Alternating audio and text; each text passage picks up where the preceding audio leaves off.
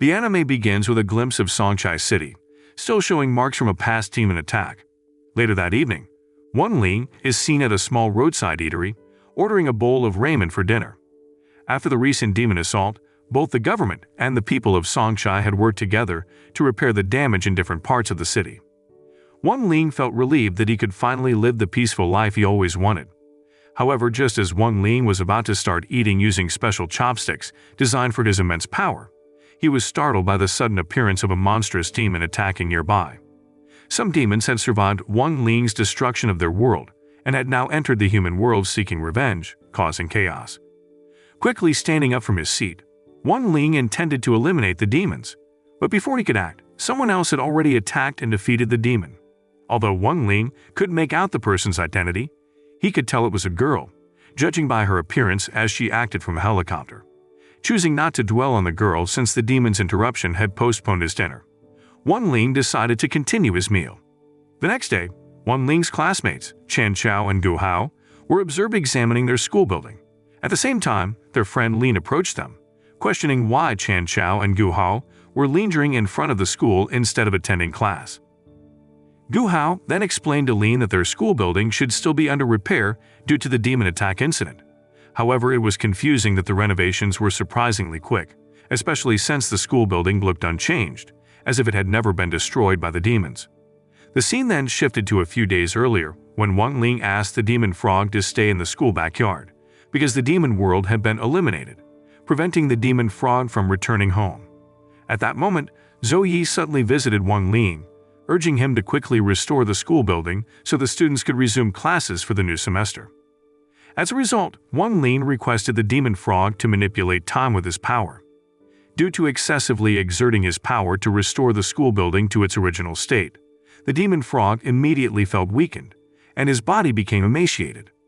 In the present, Gu Hao asked Lin about her current living situation, because Lin had previously lived at the school. Lin then revealed that she had reunited with her older sister, Jan Ling, and was now living with her sister in the Swords Graveyard. Shortly after, a luxurious car pulled up in front of the school building, and Sun Rong stepped out, accompanied by her bodyguards. At the same time, a helicopter landed on the school grounds, and a girl descended along with her bodyguards. Lin and the other students watching immediately assumed that the girl must come from a wealthy family, similar to Sun Rong. Before long, Wang Ling finally arrived at school, unfazed by the lavishness displayed by Sun Rong or the mysterious girl. Upon seeing Wang Ling, Sun Rong quickly approached him and linked arms with him as they walked together to their class. In the elite classroom, Sun Rong and her classmates discussed the enigmatic girl. Chan Chao speculated that the girl was not from their country, a notion supported by Gu Hao, who recognized the symbol on the helicopter. It turned out that the symbol belonged to the Zhugong family from Taiyuan Island, well known as Demon Slayers. Meanwhile, the mysterious girl entered the elite classroom, and one of her bodyguards introduced her as Zhugong Lang Zi, explaining that Lang Zi was an international student exchange student, now enrolled as Sun Rong's new classmate. Meanwhile, Lang Zi, who seems to be familiar with Sun Rong, challenges her to a duel. Lang Zi appears to be aiming to take over Sun Rong's position as the school's most popular girl. She even schemes to expel Sun Rong from the school, believing that there's no need for two wealthy and popular girls. This arrogant behavior of Lang Zi irritates Sun Rong. They get into an argument until Pun Shenchong steps in and directs Lang Zi to go back to her classroom. Unfortunately, Lang Zi finds herself placed in the regular class, feeling embarrassed for challenging Sun Rong, who is in the elite class. Lang Zi then scolds her bodyguard for not conducting proper research before her enrollment in the school. Lang Zi actually understands the school's decision to place her in the regular class due to her family's status as demon slayers, often looked down upon by cultivators. Aware of the recent frequent demon sightings, Lang Zi is determined to prove that the Zhugong family are the top demon slayers. She even plans to rise to power to enhance the Zhugong family's reputation. However, before accomplishing that, Lang Zi must defeat Sun Rong and become the school's most popular girl. Meanwhile, her bodyguard is seen begging for Lang Zi's forgiveness for disappointing her. However, Lang Zi refuses to pardon him and imposes severe punishment by taking his life, striking fear into her other bodyguards, especially after declaring that she won't tolerate even the slightest mistake. Feeling frustrated by Sun Rong's rejection of her challenge, Lang Zi coincidentally notices Sun Rong along with Wang Ling. Seizing the opportunity, Lang Zi plots to use Wang Ling to pressure Sun Rong into accepting her challenge. She approaches Sun Rong and Wang Ling, who are on their way to the cafeteria, bringing along Wang Ling's favorite snacks to catch his attention. Sun Rong assumes that Wang Ling wouldn't be interested in Lang Zi's offerings. However, to her surprise, Wang Ling, attracted by the limited edition snacks from Taiyang Island, Lang Zi's hometown, eagerly approaches her. Seeing Wang Ling's keen interest, Lang Zi also tries to provoke Sun Rong by flirting with Wang Ling. As expected by Lang Zi, Sun Rong becomes enraged and eventually agrees to her challenge. Knowing Sun Rong's exceptional talents and skills in various areas, Lang Zi suggests a cooking competition. After some time, the cooking showdown between Sun Rong and Lang Zi began. Gu Hao, serving as the host, introduced the competitors, revealing that Sun Rong had many fans supporting her while Lang Zi only had her bodyguards backing. However, undaunted, Lang Zi remained confident in her ability to outshine Sun Rong in the competition. Later, Gu Hao appointed Wang Ling as the sole judge for the cooking contest.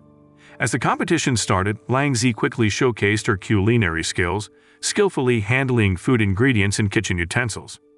On the other hand, Sun Rong seemed confused, struggling to decide between oil and soy sauce, and even failing to operate the stove. Cooking was completely unfamiliar to her, as she had never done it before. Noticing this, one of her bodyguards discreetly assisted Sun Rong. Despite facing challenges and even causing a small fire, Sun Rong received covert assistance in the cooking competition. While Sun Rong faced difficulties, Lang Zi excelled in preparing dishes. The aroma of Lang Zi's creations tantalized the audience's taste buds. It appeared that Lang Zi had realized Sun Rong's lack of cooking skills and intentionally challenged her to a cooking duel. Ultimately, Lang Zi succeeded in crafting a variety of delicious dishes, promptly serving them to Wang Ling. With an array of dishes available, some students also had the chance to taste Lang Zi's flavorful creations. Additionally, Lang Zi sneakily added a potion to Wang Ling's dish to induce a sense of fullness, ensuring he wouldn't try Sun Rong's cooking. Meanwhile, unable to prepare any dishes herself, Sun Rong resorted to serving instant crispy noodles, Wang Ling's favorite snack. Despite facing initial setbacks, Sun Rong remained confident, realizing that Wang Ling didn't particularly enjoy Lang Zi's dishes. She cleverly enhanced the instant noodles with savory seasoning, presenting them elegantly to Wang Ling. To everyone's surprise, Wang Ling found Sun Rong's dish remarkably delightful, even shedding tears and inadvertently emitting a power that filled everyone with radiance and happiness. Witnessing this, Gu Hao declared Sun Rong as the winner of the cooking competition. Upon hearing this, Lang Zi suddenly became irritated and disputed the decision, arguing that Sun Rong hadn't cooked the dish herself. In response, Sun Rong explained to Lang Zi that she knew Wang Ling's preferences well before selecting him as the judge. Having been acquainted with Wang Ling for a long time, Sun Rong understood his fondness for instant crispy noodles. With her victory in the cooking competition, Sun Rong maintained her position as the school's most popular girl. Meanwhile, unable to defeat Sun Rong, Lang Zi grew increasingly frustrated and resolved to eliminate her. The scene then changed, revealing the demon frog's backstory as he prepared to celebrate his birthday. His mother instructed him on baking the birthday egg for exactly 10 minutes at a high temperature to avoid any mishaps. Before indulging in the birthday egg, his family extended their birthday wishes, expressing hopes for his happiness, finding a lovely partner, and having offspring. Eventually, the birthday egg hatched, revealing a delightful and mouth-watering birthday cake. His mother encouraged the demon frog to make a wish before blowing out the candles. The demon frog expressed a sincere wish, dreaming of becoming the demon king, capable of protecting everyone someday. However, such aspirations are merely dreams now, since the demon world, along with his entire family, has been annihilated. Shifting to the present, the demon frog, just waking up from his dream, searches for food due to his hunger. He discovers something spoiled in his food bowl, which turns out to be the dish cooked by Sun Rong during the cooking competition. Shortly after, the demon frog receives a notification on his cell phone, reminding him that today is his birthday. Meanwhile, Wang Ling arrives, leading the demon frog to assume that Wang Ling needs a favor. However, Wang Ling surprises him by revealing that he and his classmates are planning a birthday party for him. This unexpected news fills the demon frog with joy and gratitude, believing that Wang Ling and his friends remembered his birthday and organized something to celebrate. After the students leave, Sun Rong and her friends busily prepare for the birthday celebration. Chan Chao and Gu Hao handle the party decorations and select birthday gifts, placing them on the table. Wang Ling is tasked with retrieving the birthday egg, an important element in the demon clan's birthday celebration. After delegating tasks to her friends, Sun Rong instructs them to keep the birthday surprise a secret. Meanwhile, the demon frog, realizing that Sun Rong and her friends are still in the classroom, enters and questions why they haven't left yet. His unexpected arrival startles Sun Rong and her friends, prompting them to quickly hide the birthday surprise. However, before Sun Rong can escort him away, the demon frog catches a glimpse of something in the pill refining room. Sun Rong then assigns Lin with the duty of accompanying the demon frog for a walk while they prepare the birthday surprise. Believing that Sun Rong and her friends were organizing a birthday surprise for him, the demon frog felt sudden excitement and urged Lin to leave the school premises so as not to interrupt them. Meanwhile, as Sun Rong and her friends decorated their classroom for the celebration, Wang Ling was seen elsewhere fetching the birthday egg. Just as he was about to place the egg into the sack, Wang Ling was unexpectedly attacked from behind. However, he skillfully dodged the assault and handed the egg to Gu Hao for baking. With his clothes dirtied from the skirmish, Wang Ling decided to clean himself up. Elsewhere, Lin engaged in conversation with the demon frog and offered him ice cream, which he declined, expecting a spread of delicious dishes at his birthday party. While the demon frog pondered the upcoming celebration, Pun Shenchong suddenly appeared, informing Lin that she had left her cell phone in the pill refining room. Realizing that Sun Rong and her friends planned to use the pill refining room for baking the birthday egg, the demon frog rushed to intercept Pun Shenchong to prevent her from accidentally disrupting the surprise. Racing ahead, the demon frog retrieved Lin's cell phone from the pill refining room. Using his remaining power, the demon frog then transformed into Zhou Yi and charmed Pun Shenchong. Despite Pun Shenchong's susceptibility to Zhou Yi's charms, she remained doubtful about the existence of the birthday egg in the pill refining room. The demon frog tried to convince Pun Shenchong by pretending to research the birthday egg, ultimately distracting her by inviting her to watch a movie together. Displaying signs of romantic interest in Zhou Yi, Pun Shenchong quickly bought tickets for the movie and agreed to wait for him outside the theater. Once Pun Shenchong left the school premises, the demon frog reverted to its original form and started to lose energy. Meanwhile, overhearing Gu Hao tell Lin Chan Chao that he baked the birthday egg at low heat for the best flavor, the demon frog remembered his mother's warning that the egg must be baked at a high temperature to avoid disaster. Thus, the demon frog hurried after Gu Hao and the others to warn them before any catastrophe occurred. In the classroom, Gu Hao struggled to reach Wang Ling despite completing preparations for the birthday surprise. Meanwhile, Chan Chao and Sun Rong admired the birthday egg until it hatched, revealing an irresistibly cute cake demon.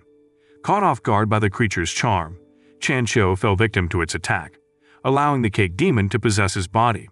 Controlled by the cake demon, Chan Chao shattered the egg and unleashed the cake demons upon Gu Hao, Sun Rong, her bodyguards and others, bringing them under its influence. Shortly after, Wang Ling arrived and effortlessly eliminated the cake demons, rescuing everyone. Meanwhile, the demon frog reached the classroom only to realize it was too late. The birthday cake had turned into demons, ruining the carefully prepared surprise. The demon frog, Wang Ling, and Jing Ke felt deep sadness as Sun Rong and her friends' efforts were wasted due to the spoiled surprise. Consequently, the demon frog decided to use all its power to rewind time, allowing them to execute the surprise as originally planned. Soon after, Lin and the demon frog finally entered the classroom, where Wang Ling and his friends awaited their arrival. To their surprise, Wang Ling and his friends had organized a birthday surprise for Lin, coincidentally sharing the same birthday as the demon frog. Lin was ecstatic and deeply moved by the gesture, forgetting that it was her own birthday. On the other hand, the demon frog felt disheartened and disappointed to discover that the surprise was for Lin and not for him. It felt upset, realizing it had gone to great lengths and exerted its power solely to bring joy to others. However, the demon frog wasn't the only one feeling disheartened by the day's turn of events. Elsewhere, Pun Shenchong was seen shedding tears of frustration as Zhou Yi failed to keep his promise of watching a movie with her.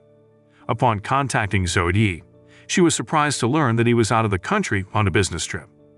Several days later, Gu Hao guided his friends to a mountain behind his family's house, explaining that it yielded plentiful crops, which supported his family's medicinal herb business since the necessary ingredients were easily accessible there. Their goal that day was to find hemostatic spirit grass for their school project. Sensing the presence of the grass, the demon frog signaled they had arrived, increasing Chan Cho's excitement. Gu Hao warned his friends about the spirit beasts living in the area and urged caution. Suddenly, a spirit beast emerged, causing them to flee. During their escape, the demon frog accidentally fell into a trap set for spirit beasts. As a gorilla-like spirit beast prepared to attack, another, dragon-like spirit beast intervened, an unexpected event as such creatures were usually found in volcanic regions. While the two spirit beasts fought fiercely, Gu Hao and his friends chose to hide, unwilling to harm them. After the gorilla-like spirit beast was defeated, someone threw a gourd, trapping the beast inside. Tum Jingzhe then appeared, retrieving the gourd. The scene changes to Langzi promoting a game called Beast Monster Go, where players, known as beast hunters, use a gourd similar to Tum Jingzhe's to capture spirit beasts and confine them inside. Captured spirit beasts obey their masters, often serving as pets. Intrigued by the game's popularity, Tum Jingzhe invited Gu Hao and others to join him. However, Gu Hao firmly refused, believing spirit beasts to be sacred creatures unsuitable for play or ownership. Ignoring Gu Hao's concerns, Tum Jingzhe left. Meanwhile, the demon frog felt neglected during their argument, still trapped in Tum Jingzhe's trap. Curious about Gu Hao's rejection, Chan Cho asked about his true reasons, knowing Gu Hao had previously enjoyed the game. Gu Hao revealed that his interest in Beast Monster Go faded upon discovering that some players mistreated captured spirit beasts, abandoning them when bored. While walking, they stumbled upon a rabbit spirit caught in one of Tum Jingzhe's traps. Gu Hao quickly freed the spirit, dismayed to find out that Tum Jingzhe callously allowed weaker spirits to die. At the same time, the freed demon frog sensed something wrong and found an injured unicorn spirit. Gu Hao and his friends quickly caught up with the demon frog and were stunned to find the severely injured unicorn. Noticing the unicorn's weakening condition due to excessive bleeding, the demon frog feared for her impending death and suggested consuming her. However, Wang Ling and the others firmly rejected the demon frog's proposal, choosing instead to transport the unicorn to Gu Hao's family herb shop for treatment. Upon arrival, they discovered Gu Hao's parents were not present, leading them to attempt treatment themselves. Despite Gu Hao's efforts to administer hemostatic spirit grass, the medicine proved ineffective, prompting them to seek alternative methods to save the unicorn's life. During Gu Hao and Chan Cho's discussion on treatment strategies, Wang Ling unexpectedly offered the crispy noodles to the unicorn. Surprisingly, his remarkable power instantly healed the unicorn's wounds, saving her from near death. Subsequently, Gu Hao allowed the unicorn to rest in a healing pool for faster recovery. Unbeknownst to Wang Ling and his friends, Tum Jingzhe secretly observed them from a distance, hinting at his hidden motives regarding the unicorn. Once fully recovered, Gu Hao named the unicorn Shouyin, inspired by her snow-white fur. Shouyin exhibited a strong bond with Wang Ling, likely due to him saving her life. Shortly after, Tum Jingzhe arrived and informed them that Shouyin was a legendary spirit beast with blood possessing healing properties. Irritated by Tum Jingzhe's presence, Gu Hao promptly expelled him from the shop, stating his irrelevance to the situation. In response, Tum Jingzhe asserted legal ownership of Shouyin, claiming responsibility for her injuries. Chan Cho grew furious upon hearing about Tum Jingzhe's actions, but Gu Hao intervened, suggesting they resolve the dispute through a Beast Monster Go battle. Agreeing to Gu Hao's challenge, Tum Jingzhe proposed that if he won, he would take Shouyin as his own. Gu Hao agreed, insisting that Shouyin would stay with them regardless, and if Tum Jingzhe prevailed, he would be banned from Gu Hao's family property. With the terms set, Gu Hao and Tum Jingzhe began their battle at a nearby fighting arena. Unexpectedly, Gu Hao asked the demon frog to battle Tum Jingzhe's spirit beast. Irritated by this request, the demon frog initially refused, feeling manipulated by Wang Ling and his friends. However, Wang Ling's stern gaze compelled the demon frog to agree. Just as the demon frog prepared to fight, Shouyin bravely stepped forward to confront Tum Jingzhe's formidable red-armored spirit beast. Despite Shouyin's bravery, she struggled against the larger red-armored beast, worsened by Gu Hao's lack of knowledge about unicorn combat techniques. Confident of victory, Tum Jingzhe commanded his spirit beast to unleash its ultimate technique, surrounding Shouyin in a ring of flames. Recognizing Shouyin's vulnerability to another such attack, Wang Ling intervened, empowering her with a surge of spirit power, enabling her to evolve and defeat the red-armored spirit beast. In the aftermath, Tum Jingzhe found himself trapped in his own trap, as the rabbit spirit, previously freed by Gu Hao, confiscated Tum Jingzhe's sword, preventing his escape. Despite Tum Jingzhe's efforts to retrieve his weapon, the giant rabbit spirit appeared and punished him for setting traps to ensnare spirit beasts in the forest. The next day, Lang Zi felt delighted to see a billboard promoting the Beast Monster Go game, featuring herself as the model. Her bodyguard informed her of the game's global popularity, boosting her confidence to surpass Sun Rong as the school's most popular girl and even become Songhai's leading figure. Upon arriving at Faction 60 High School, Lang Zi expected a warm welcome from the students, only to find them gathered around Shou Yin, completely ignoring her presence. Her bodyguard then revealed the popularity rankings, with Shou Yin claiming the top spot, followed by Sun Rong and the Demon Frog. Furious at her fourth-place ranking, Lang Zi felt humiliated to be surpassed by a non-human spirit beast and a demon. Meanwhile, Gu Hao shared tales of Shou Yin's adventures, causing the unicorn to bond with Wang Ling upon his arrival, leaving Gu Hao feeling disheartened. Recognizing Shou Yin as the legendary spirit beast associated with her family, Lang Zi became intrigued. During class, the demon frog attempted to prey on Shou Yin, recognizing the value of her blood to both humans and demons. However, before he could act, Wang Ling intervened, stating his intention to protect Shou Yin from individuals like Tum Jingzhe. However, Wang Ling remained doubtful of the demon frog's assertions and chose to create a magical barrier to protect Shou Yin. Feeling betrayed by Wang Ling's lack of trust, despite their past cooperation, the demon frog was deeply wounded. After setting up the barrier, Wang Ling escorted the demon frog away, leaving him feeling abandoned. Shortly afterward, Lang Zi, who'd been spying on Shou Yin, emerged from her hiding place, aiming to capture Shou Yin using the gourd from the Beast Monster Go game. Unaware of Wang Ling's protective barrier, Lang Zi's attempt was thwarted as she was repelled when she tried to seize Shou Yin. During the break, students approached Shou Yin to offer her food. Meanwhile, Master Wang unexpectedly arrived, as Gu Hao had brought Shou Yin to school without permission.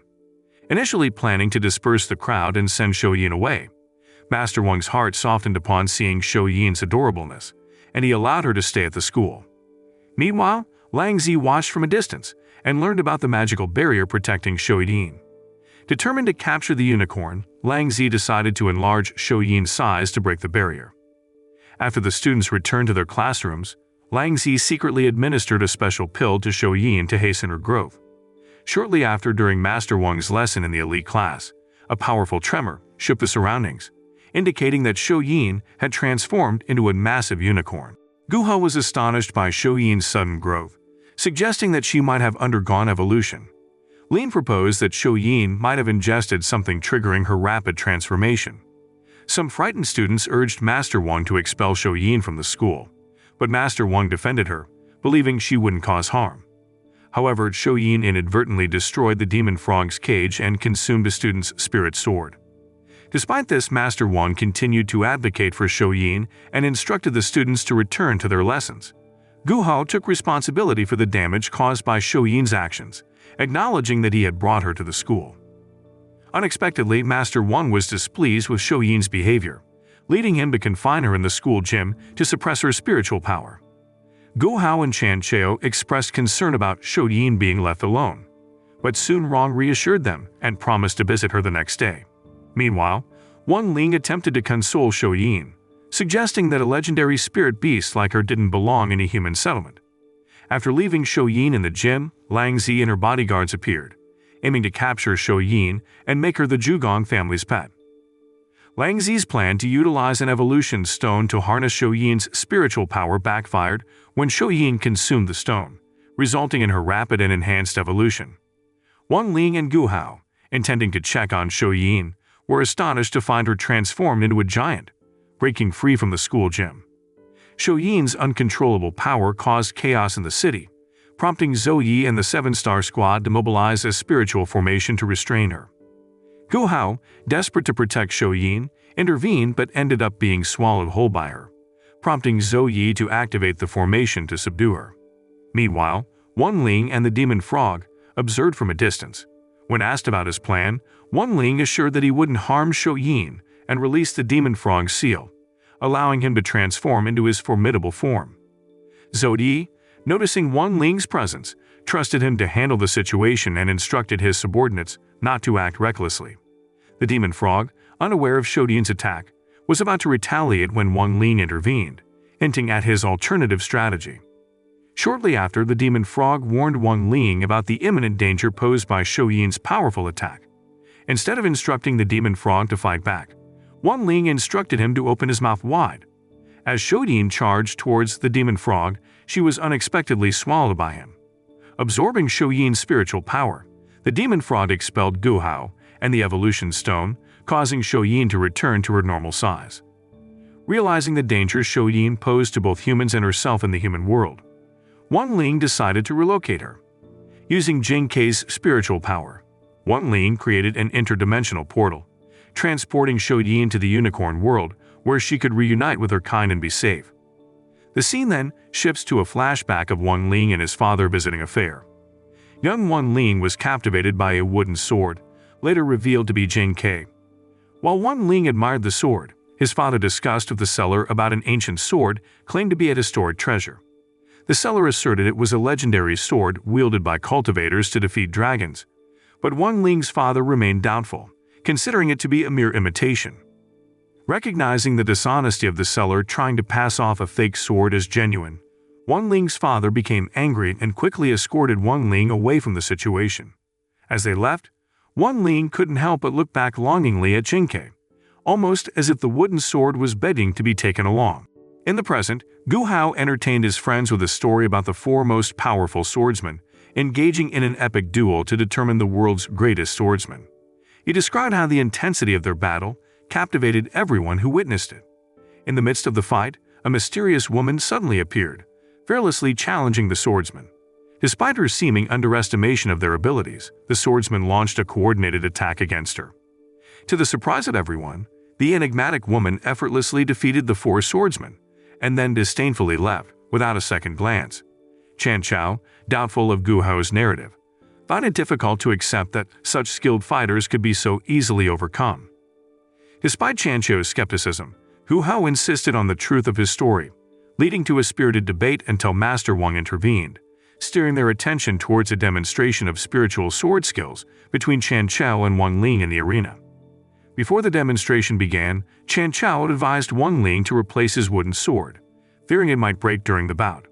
However, Wang Ling remained resolute in his decision to wield Jing Kei, convinced of its strength as his most potent spiritual weapon. In the match, Chan Chao launched an attack with his spiritual sword, but to his surprise, Jing Kei not only deflected the strike, but also subdued Chan Chao, leaving him unable to continue. Despite winning his bout, Wang Ling was puzzled by Jing Kei's unexpected display of power, especially since he had been instructed to hold back to avoid damaging his classmates' swords.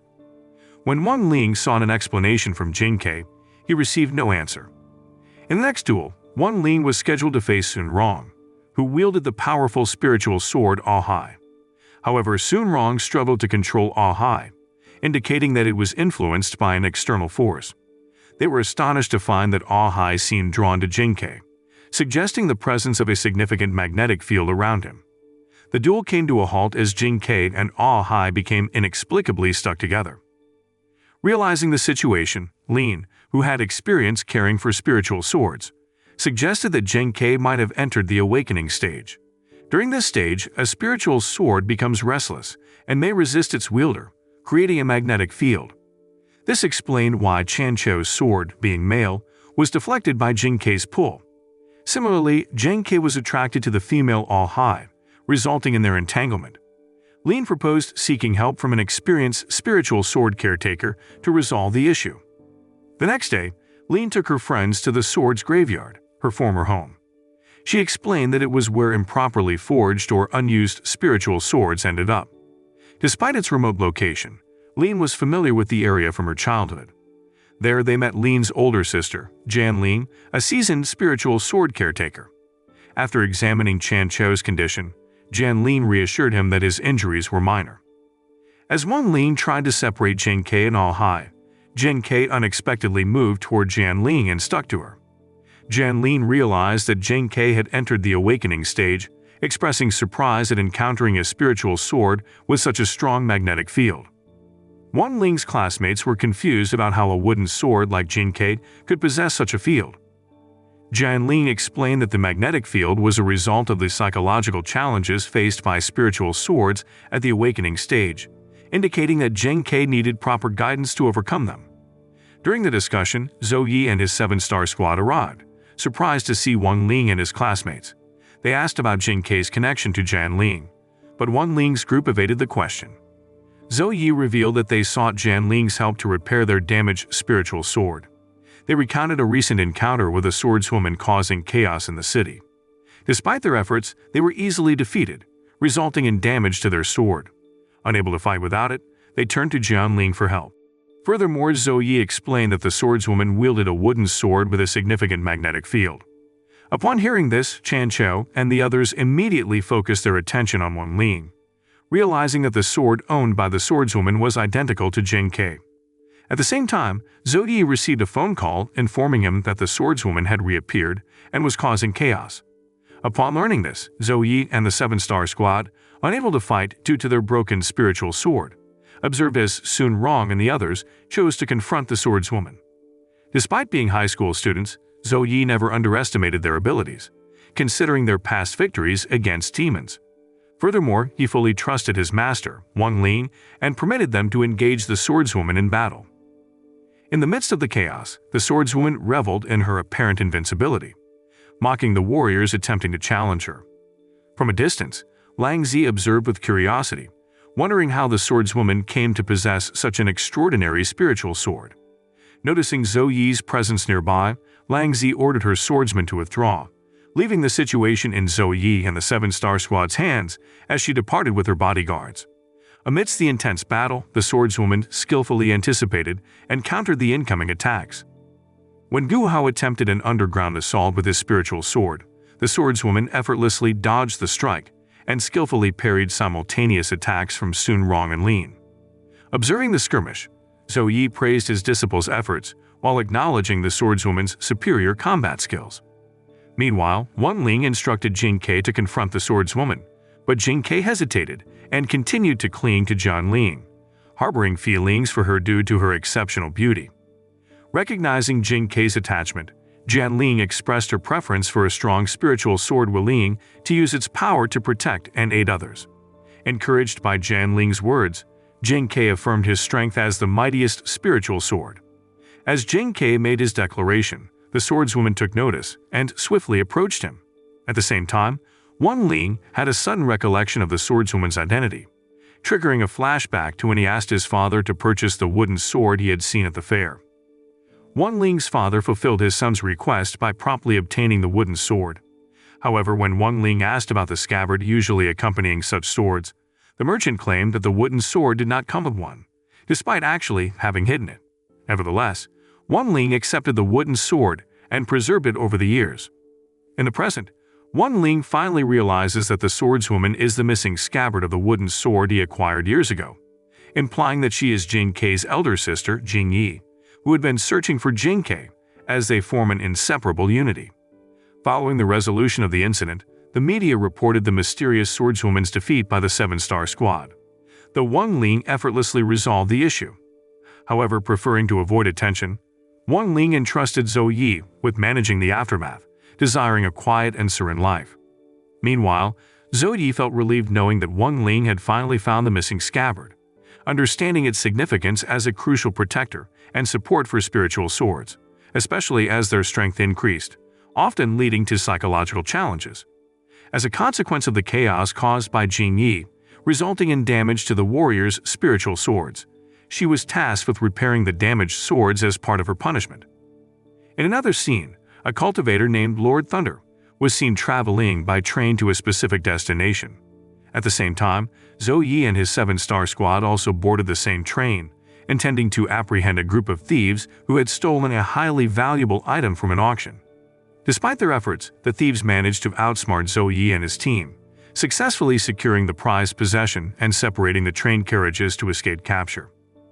Observing the situation, Lord Thunder encountered Zhou Yi and presented him with a gourd, which was the very item stolen by the thieves and should have been the most valuable auction item. Meanwhile, it was revealed that the perpetrators, who were affiliated with Lang Zi, aimed to obtain the item without spending money at the auction. However, unknown to Lang Zi and her associates, Lord Thunder had substituted the gourd. He rigged the one stolen by the thieves with explosives set to detonate after traveling a certain distance. A few days later, the most prestigious auction in Songchai began, drawing attendees from major sects and affluent families worldwide. Among them were Lang Zi and Tung Jingzhe, accompanied by his parents, all entering the auction venue. Meanwhile, Zhou Yi and Lord Thunder stood guard at the entrance, reflecting on recent events where Lord Thunder had foiled an attempt to steal the auction's most coveted item. Zhou Yi, tasked with ensuring the secure transportation of auction items, thanked Lord Thunder and mentioned his plan to attend the auction, albeit without participating due to financial constraints. Similarly, Lord Thunder expressed interest in attending, intrigued by the rare and valuable treasures typically found at such gatherings. Elsewhere, Wang Ling found himself in a card game with a boy named Ken at a local restaurant. Faced with unfavorable cards, Wang Ling hesitated in his next move, allowing Ken to confidently play his strongest card, the six-armed gorilla, securing a victory over Wang Ling. This loss left Wang Ling feeling vulnerable, despite his exceptional abilities. Ken pointed out that Wang Ling's lack of a powerful card was the decisive factor in his defeat, highlighting its importance in the game. As the Songhai Autumn Auction began, the host announced a collection of over 10,000 items from around the world, showcasing the finest and most valuable pieces. The first item showcased was a fragment of a celestial tom, with bidding starting at 1 million spiritual coins. Quickly, the bidding intensified, surprising Zhou Yi as prominent families like the Tang and Sun competed for the relic. Lord Thunder, standing beside Zhou Yi, explained that the ancient book was no ordinary tom. It contained the legendary forbidding spell. He further revealed that the Tang and Sun families, in a partnership 3,000 years ago, had created this spell to ensure fair dealings in their business ventures in the West. Despite the bidders remaining anonymous, Lord Thunder deduced their identities from their enthusiastic bidding, linked to the treasure's significance in their family histories. Impressed by Lord Thunder's insights, Zhou Yi asked why he hadn't bid for the ancient book himself. Lord Thunder casually replied that he preferred not to involve himself in the feud between the Tang and Sun families. However, in reality, Lord Thunder refrained from bidding due to his modest background, not being from a wealthy family. The scene shifted to Wang Ling, who went to a convenience store to buy 2 boxes of crispy noodles, his favorite snack. He hoped to find a special card inside one of the packages to use against Ken in their card game, aiming to defeat him. Disappointed by the contents of the first box, Wang Ling received encouragement from nearby children, who reminded him that he still had another chance with the second box. Meanwhile, at the auction, Zhou Yi was surprised to see a pair of sweatpants with the initials WL on the waist up for bidding. Lord Thunder informed Zhou Yi that these were no ordinary sweatpants. They were rumored to be the Supreme Cultivator's pants, reputedly bulletproof and capable of withstanding a nuclear bomb. Elsewhere, Wang Ling's mother searched for his sweatpants among the laundry, but they were missing. Her husband confessed to disposing of them, unaware that someone had salvaged them, turning them into a valuable auction item. Back at the auction, various participants vied for Wang Ling's sweatpants, including Zhou Yi. However, Zhou Yi couldn't match the high bidding due to his limited savings. Eventually, the Tang family seemed poised to win, offering the highest bid, while the Sun family chose to conserve their funds for more valuable items. To everyone's surprise, Lang Zi offered a substantially higher bid for Wang Ling's sweatpants compared to the Tang family, despite her bodyguard advising against extravagant spending.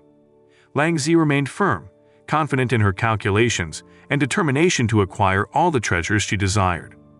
Meanwhile, Wang Ling hadn't found the golden card yet, despite opening all the boxes of crispy noodles he had bought. Some children watching him decided to leave, fearing Wang Ling's perceived bad luck. Wang Ling, watching the auction live on television, was amazed to see his sweatpants fetch a high price.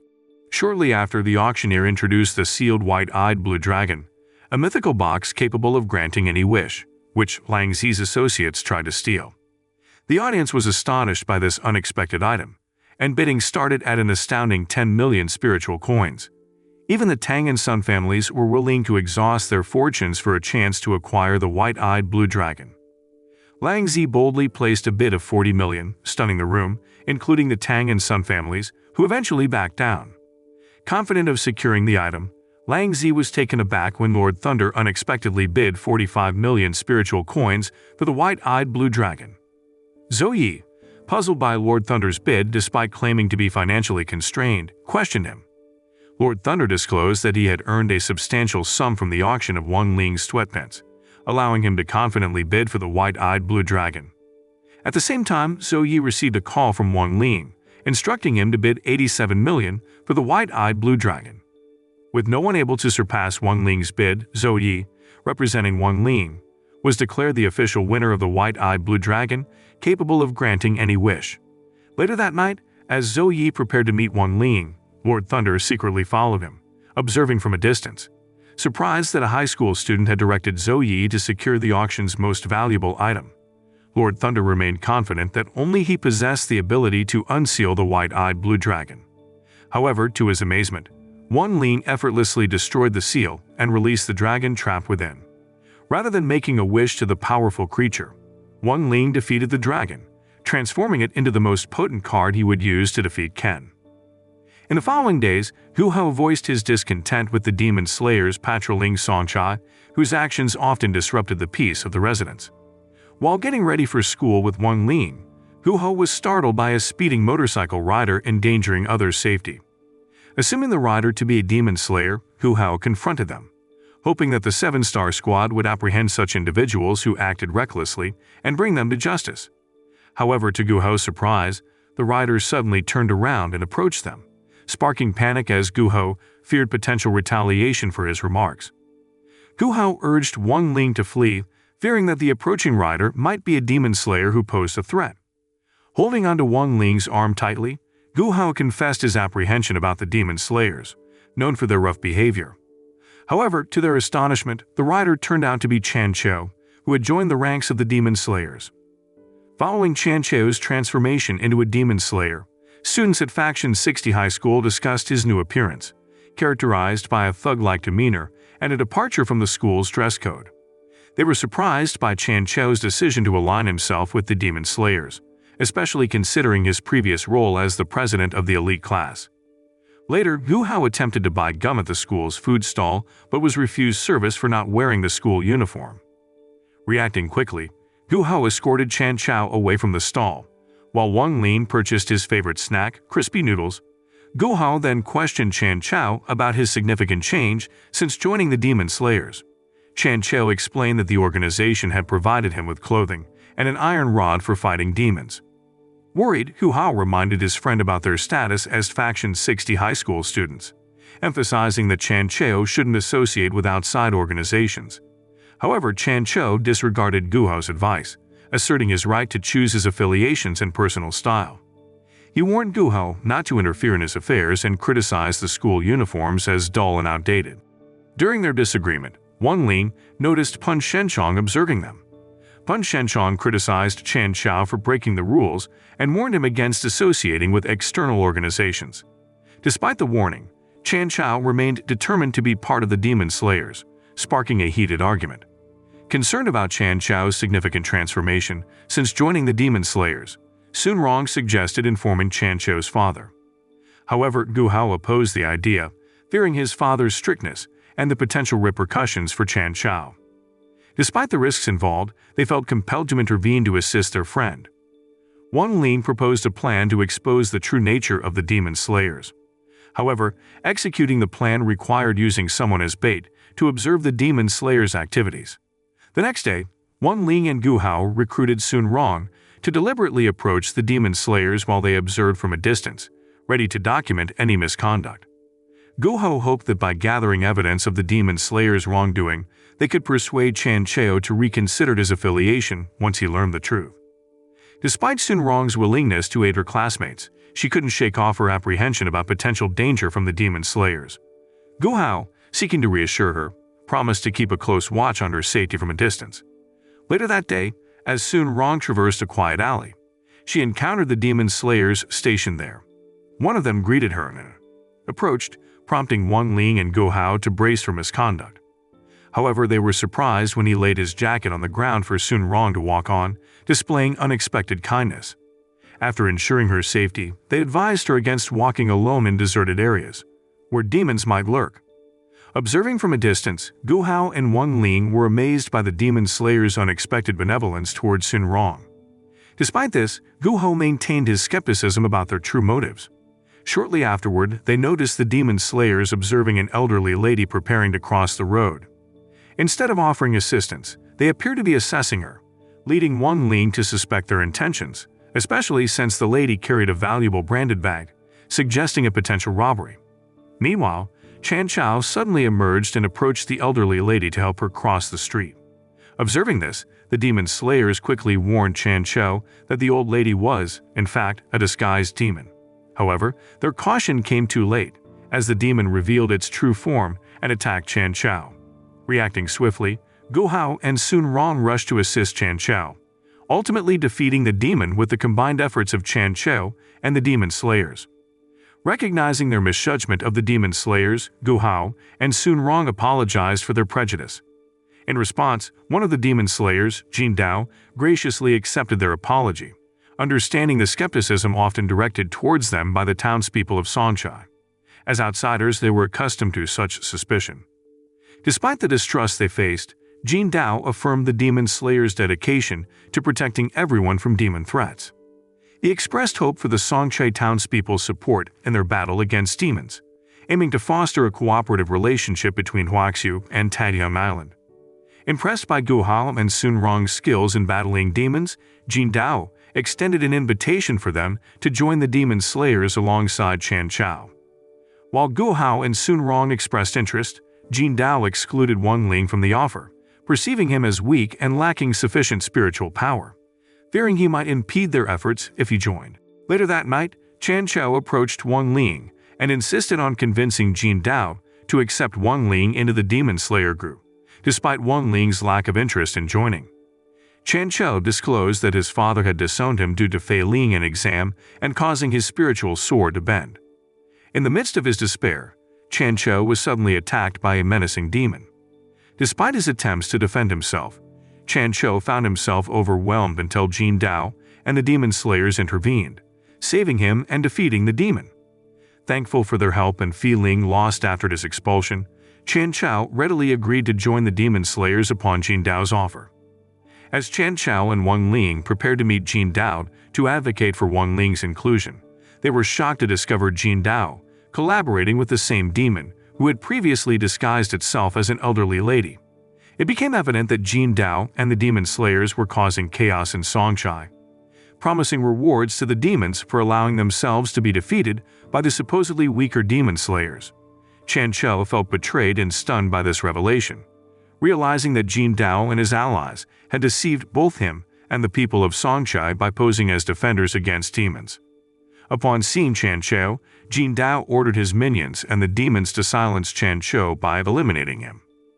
As Chan Chao tried to confront them with his iron rod, the demons revealed its ineffectiveness against them, suggesting that Jin Dao had given it to Chan Chao as a mere mockery.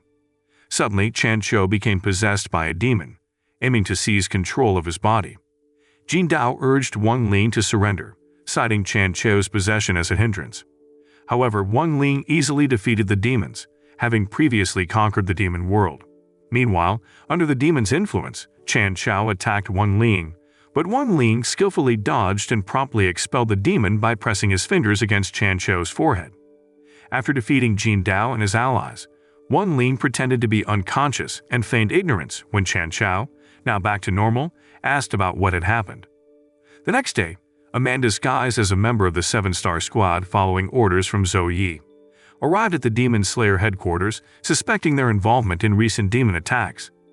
Getting no response at the door, Zhou Yi and his companion forcefully entered the headquarters, only to find it occupied by demons. Faced with the outnumbered demons, Zhou Yi's comrades retreated, leaving him alone against them.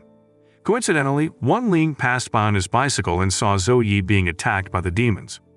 Wang Ling immediately intervened to rescue Zhou Yi. Shortly after, Zhou Yi's subordinate returned with backup, but they found the demons already defeated.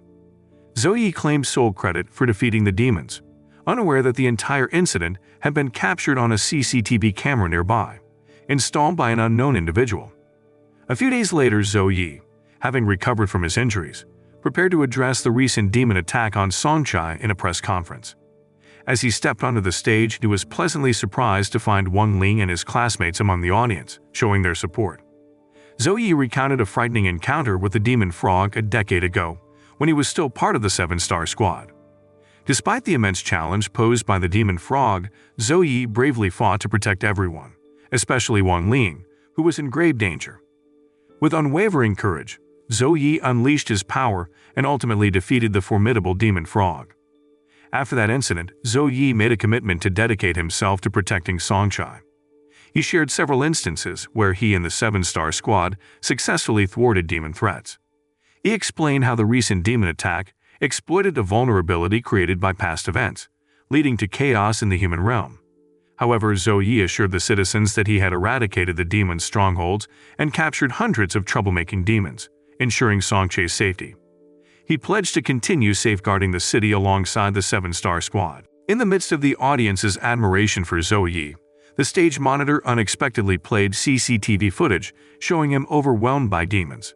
Suddenly, a bolt of lightning struck down the assailants, and Wang Ling emerged to assist Zhou, demonstrating his bravery and solidarity with his friend. After the CCTV footage was released, Zhou faced swift backlash as he had previously claimed to have defeated the demons alone. The video quickly spread across social media, leading to widespread discussion and disappointment directed at Zhou. 8 comments flooded the platforms, with many condemning his actions. Despite this, Chen Chao and Gu Hao staunchly defended Zhou, believing the footage had been manipulated. However, they lacked solid evidence to support their defense. In a significant blow to Zhou's reputation, Faction 60 High School, which had connections to Zhou, severed ties and urged the public not to associate the school with his alleged misdeeds. Unknown to many, the person behind the CCTV footage was none other than Lang Zi, who aimed to discredit Zhou and remove him from Songchai, seeing his presence as a threat to her plans for controlling the city. Upon reaching the headquarters of the 7-star squad, Zhou hurried to explain the situation to his superior. However, his efforts proved futile as his superior, already disappointed by his deceit, promptly dismissed Zhou from the squad. Zhou reluctantly handed over his sword and badge, accepting the decision. Later, as he reunited with his concerned subordinates, Zhou urged them to stay focused on their duties and assured them not to worry about him. While making his way to the parking lot, Zhou realized he had left his car keys in his office. Initially intending to retrieve them along with his sword, he remembered that he had surrendered it. With resignation, he decided to return to his office for the keys. To his surprise, he found his former colleagues celebrating his dismissal with joy. They were relieved that Zhou's departure meant they could avoid his demanding work standards and enjoy some relaxation. Sensing his unwelcome presence, Zhou chose to leave quietly, not wanting to spoil their celebration.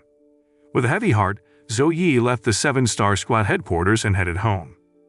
While on his way, Zhou encountered unexpected rain, prompting him to seek shelter under an umbrella.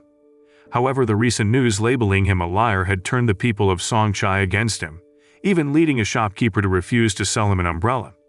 Helpless against the mounting hostility, Zhou could only accept his fate. Amidst his desolation, he noticed a figure in a hooded raincoat, apparently seeking refuge from the rain. Suspecting the person to be a disguised demon, Zhou decided to follow. In a deserted alley, Zhou found himself surrounded by demons, realizing he had been lured into a trap. While he suspected the demons of orchestrating the CCTV footage leak at the Demon Slayer's headquarters, they denied involvement, claiming they were hired to eliminate him. Without his spiritual sword, Zhou was defenseless against the demons' onslaught. Just as things seemed dire, Wang Ling arrived to rescue him. With ease, Wang Ling defeated the demons and dispersed the rain clouds, restoring clarity to the sky. As Wang Ling prepared to erase Zhou's memories, he had a sudden realization. He had unwittingly manipulated Zhou's memories, indirectly contributing to his plight. When Zhou meets Wang Ling, he realizes that he has been living with false memories, confirming the accusations of being a fraud. Curious, Zhou asks Wang Ling why he was chosen to receive all the praise. Wang Ling responds that Zhou deserves the acclaim because of his dedication to protecting everyone, even risking his life to save Wang Ling from the demon frog. Although ultimately it was Wang Ling who saved Zhou and defeated the demon frog. Wang Ling offers Zhou Yi 2 pills. The blue one would erase the recent incident from Zhou Yi's memory, and Wang Ling would alter everyone else's memories so Zhou Yi would still be seen as a hero. The red pill had the same effect, but with a strawberry flavor. Surprisingly, Zhou Yi adamantly refuses Wang Ling's offer, expressing his desire to be a genuine hero, but acknowledging his current lack of strength to protect everyone. Zhou Yi then asks Wang Ling to train him to become stronger. Wang Ling agrees and accepts Zhou Yi as his disciple, sending him abroad for training. The following day, Zhou Yi is seen at the airport, ready to depart for his training overseas. Meanwhile, Lang Zi, upon learning of Zhou Yi's departure from Songchai, smiles, relieved to have removed the biggest threat to her plan to rule Songchai. A few days later, Gu Hao and Chan Chao are seen discussing the upcoming holy ritual celebration at the Heavenly Paradise while at the school cafeteria. Gu Hao asked Chan Chao about his choice of companion for the sacred ritual celebration, emphasizing the importance of having a partner to enter the Heavenly Paradise. Initially, Chan Chao planned to invite Lin, but she declined, citing work commitments during the celebration. Hearing this, Gu Hao teased Chan Chao and jokingly suggested asking Lang Zi instead. Gu Hao was confident Lang Zi would agree, considering she had never experienced the Heavenly Paradise before and might be interested in attending the amusement park during the celebration.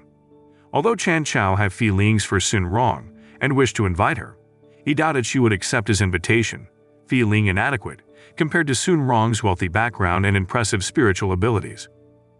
Recognizing the situation, Gu Hao encouraged his friend to find the courage to ask Sun Rong to the sacred ritual celebration.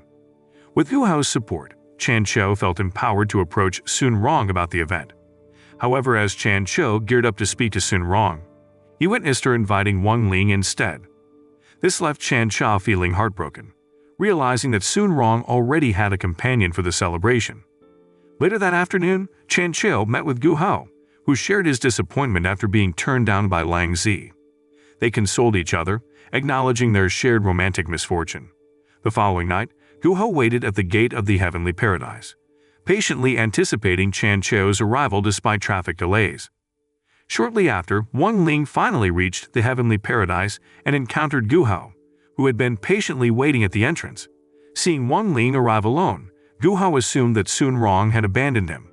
However, unbeknownst to Gu Hao, Sun Rong had arrived earlier to deliver a speech inaugurating the sacred ritual, a revered tradition of the Sun family.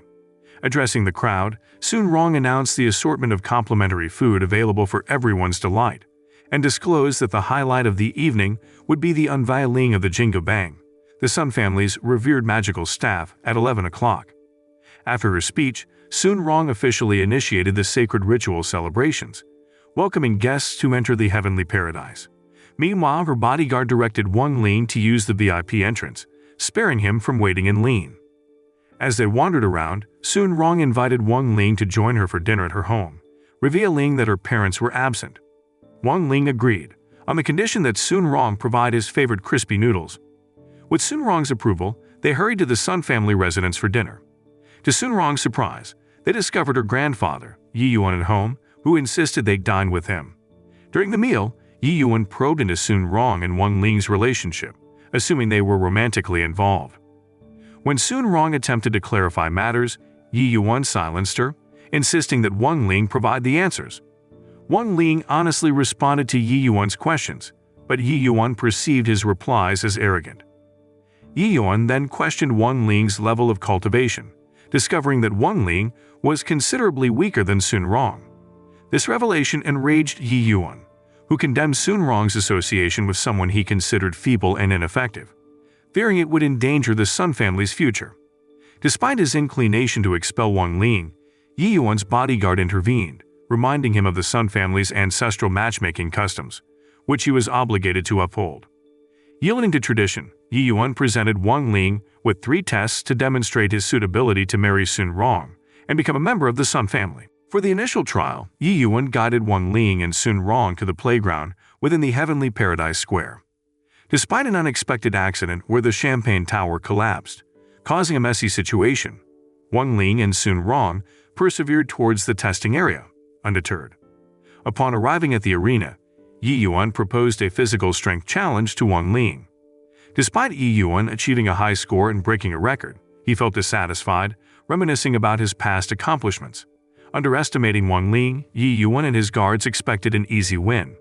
However, Wang Ling, using only a fraction of his true strength, surpassed Yi Yuan, astonishing everyone. In the subsequent trial, Yi Yuan tasked Wang Ling with shooting lanterns positioned atop a distant hill. Despite Yi Yuan's display of confidence, Wang Ling remained unaffected by his attempts to intimidate him, eagerly embracing each challenge presented. Initially, Yi Yuan and his guards assumed Wang Ling had failed the trial when his arrow missed the mark. However, Wang Ling asked them to wait, explaining that his arrow was taking a detour around the earth. Surprisingly, Wang Ling's arrow returned, hitting the target from an unexpected direction. Impressed by Wang Ling's remarkable performance in the first two tests, Yi Yuan proposed a final challenge, a duel between himself and Wang Ling.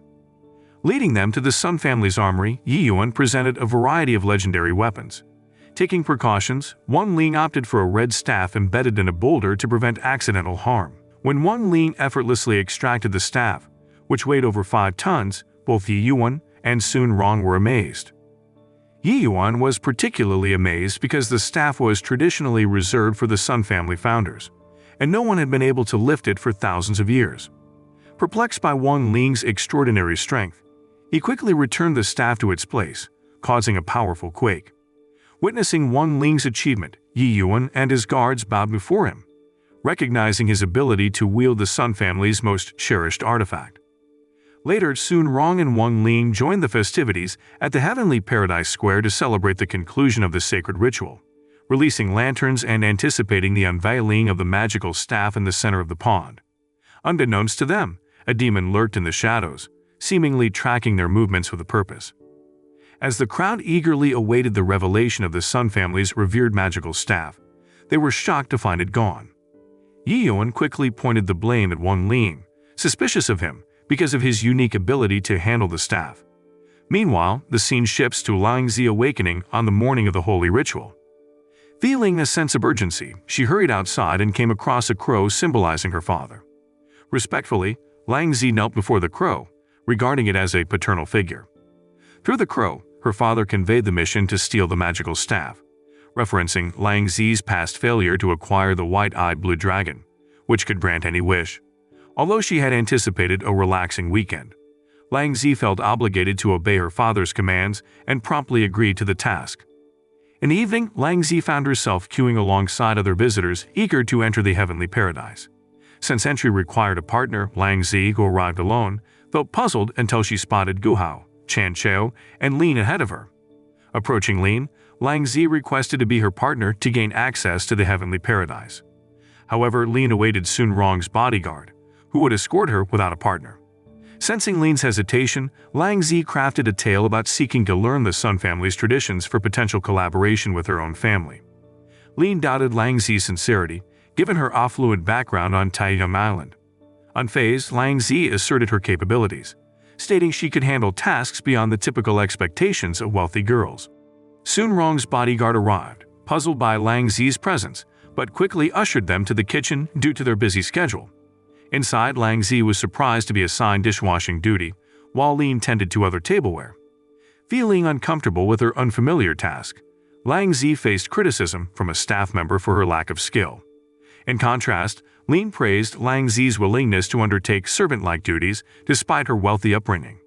Admiring Lin's work ethic, Langzi silently commended her as a hardworking individual willing to tackle any job for financial gain. After learning that Lin had experience working part-time at the Sun family residence, Langzi pleaded with her to guide them to the main hall, where the Sun family's magical staff was kept. However, Lin explained that only authorized individuals could enter the main hall, and as servants, they needed approval from Sun Rong's bodyguard, who closely monitored the area. Shortly afterward, Langzi was assigned the task of transporting the Champagne Tower to the Heavenly Paradise Square. Upon completing her task, Langzi ran into Lord Thunder, who praised her appearance and noticed the Zhugong family's precious heirloom hidden beneath her clothing. Irritated by Lord Thunder's persistent attention, Langzi deliberately knocked over the Champagne Tower, accidentally soaking Lin nearby. Taking advantage of the situation to divert Lord Thunder's focus, Langzi swiftly led Lin to the main hall for a change of clothes, despite encountering resistance from a guard blocking their entry. Having successfully infiltrated the main hall of the Sun family residence, Lang Zi discreetly made her way to the weapons room, with the aim of stealing the Sun family's magical staff. Meanwhile, Yi Yuan urgently summoned the 7-star squad to investigate the theft of the Sun family's magical staff. The squad members were puzzled by the lack of clues, longing for Zhou Yi's sharp leadership as their captain, who could potentially solve the case effortlessly. Yi Yuan urged Wang Ling to return the family heirloom, still harboring suspicions about him despite his protests. Shortly after, Lord Thunder intervened, defending Wang Ling's innocence by highlighting his constant presence with Sun Rong during the sacred ritual event, making it unlikely for him to commit the theft. Sun Rong supported the defense, although she knew that her grandfather accused Wang Ling because of his unique ability to wield the staff. Lord Thunder explained the unique ability of the magical staff, which could change its size based on the wielder's intention, suggesting that it might have shrunk to a needle's size in Wang Ling's possession. Despite their thorough search, they found no trace of the staff, prompting Wang Ling to suggest reviewing the CCTV footage. Upon review, they observed Wang Ling and Sun Rong entering and leaving the weapons room with Yi Yuan and his bodyguard before 9 in the evening. Around 9 o'clock, Ling was seen walking through the corridor near the weapons room. At exactly 9 o'clock, Lang Zi stealthily entered the weapons room, tampering with the CCTV camera to hide her actions.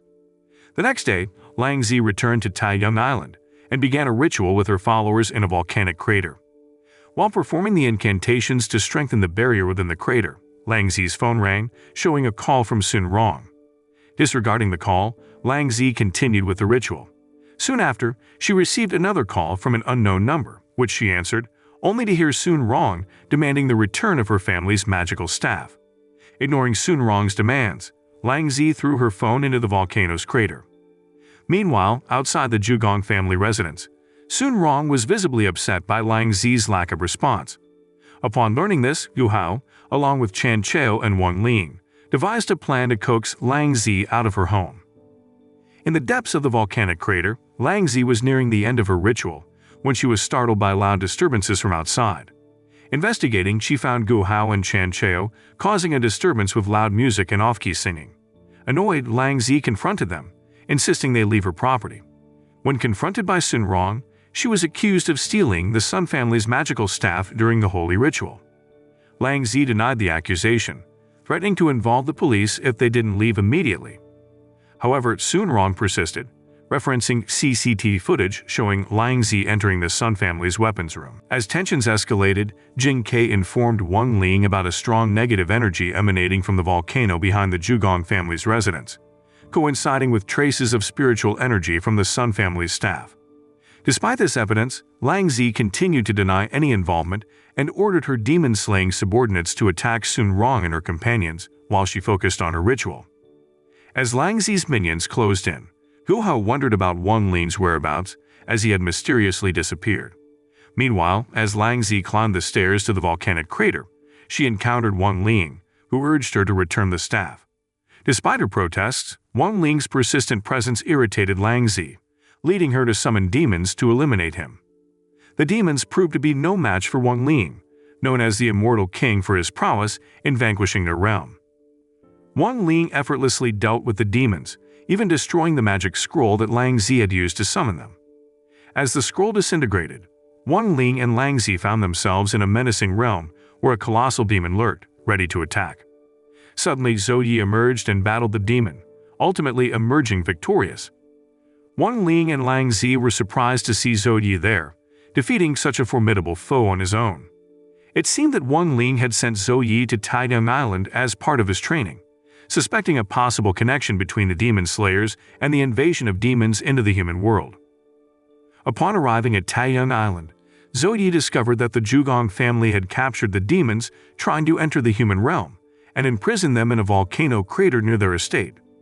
While exploring the Zhugong family's property, Lang Zi spotted Zhou Yi and confined him alongside the sealed demons in the volcanic crater. Zhou Yi soon realized that the demons imprisoned there were locked in fierce battles to establish dominance and become the strongest, as part of the Zhugong family's plan to create a demon king to rule over the world. Lang Zi confirmed that the demons appearing in Huaxu country originated from this location and were summoned through a magical formation. Subsequently, the demon slayers would pretend to defeat the demons to gain the trust of the people.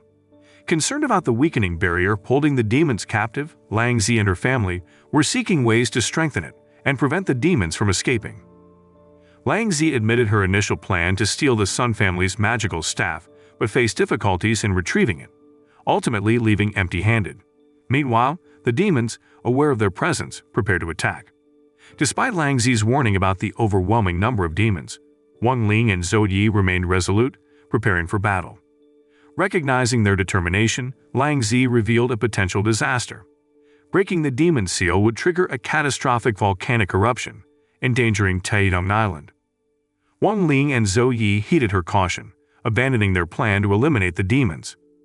While considering alternative solutions, the seal suddenly cracked and crumbled, courtesy of the Sun family's magical staff.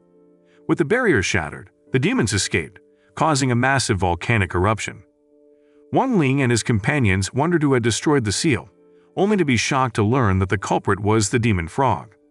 The narrative then shifts to the past, revealing a previous encounter between Zhou Yi and the demon frog during the Seven Star Squad's demon hunt in Songchai.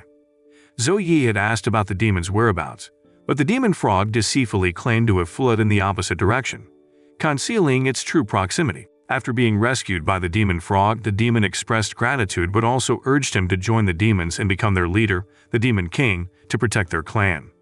However, the demon frog refused, feeling a strong bond with his human companions like Wang Ling and others.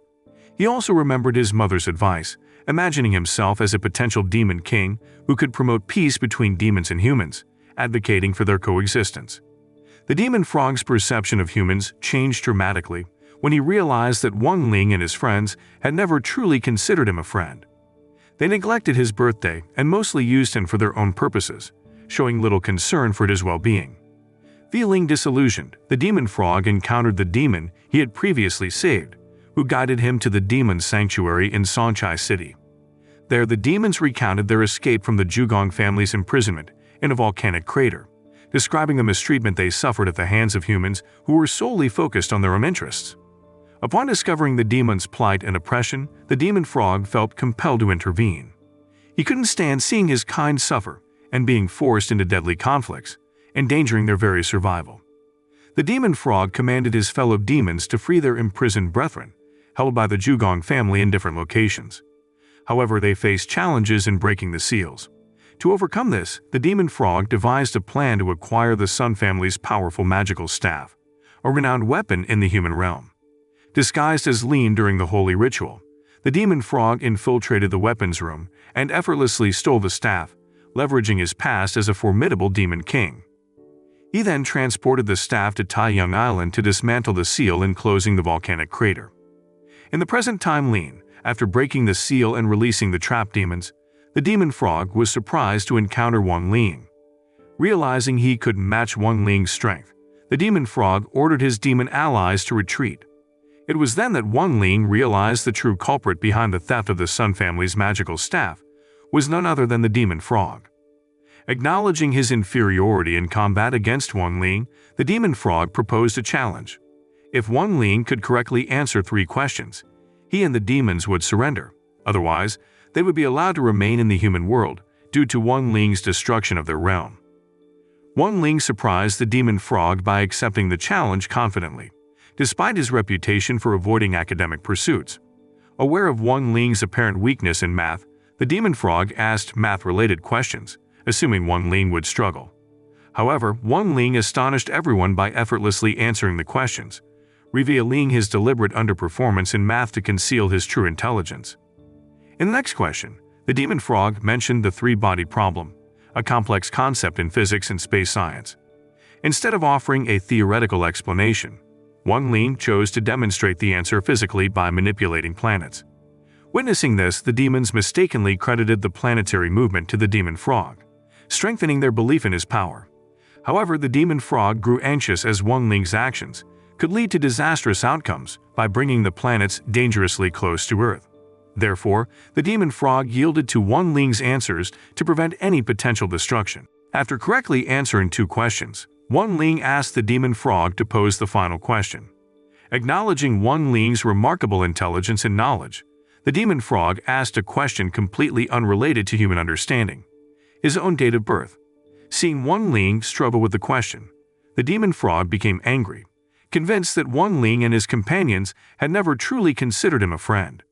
Determined to reclaim his title as the Demon King, he transformed into his original form and engaged in battle with Wang Ling, despite knowing he had little chance of victory. Despite Wang Ling's attempts to explain, the demon frog remained unmoved by any reasoning and launched a relentless attack. The demon frog, possessing the ability to manipulate time, believed he could defeat Wang Ling by rewinding time whenever he faced defeat. At one point, he even turned Wang Ling into a baby, but even as an infant, Wang Ling managed to defeat him with a single punch. Despite this setback, the demon frog persisted, using all his power to trap Wang Ling in the end of time. When Wang Ling woke up in the end of time, he heard the demon frog lamenting his losses and reflecting on his life in the human world. Touched by the demon frog's sadness, Wang Ling hugged him and encouraged him to come back with him, promising that their friends were waiting. Eventually, Wang Ling broke free from the end of time and defeated the demon frog once again. Upon returning to the human world, Wang Ling disclosed that he had created a new world for the demons to inhabit after destroying their original realm. He opened a dimensional portal, allowing the demons to enter the new world and live peacefully. Meanwhile, the demon frog decided to remain in the human world, embracing his role as Wang Ling's loyal pet dog. After the turmoil, Zhou Yi decided to hold Lang Zi and her family accountable for their role in the chaos caused by the demons. He intended to bring them to the 7-Star Squad headquarters to face the consequences of their actions. The conclusion of the story shows the residents of Taedong Island rebuilding their homes in the aftermath of the volcanic eruption. Go Hao and Chan Chao choose to stay on the island for a few days to aid in the reconstruction efforts. Meanwhile, Sun Rong approaches Wang Ling, who successfully retrieves the Sun family's magical staff and returns it to Sun Rong, restoring the treasured heirloom to its rightful owner, Jian Ling. So the moral of the story is never trust a demon who's bad at math, or you might end up in a cosmic battle for the ages.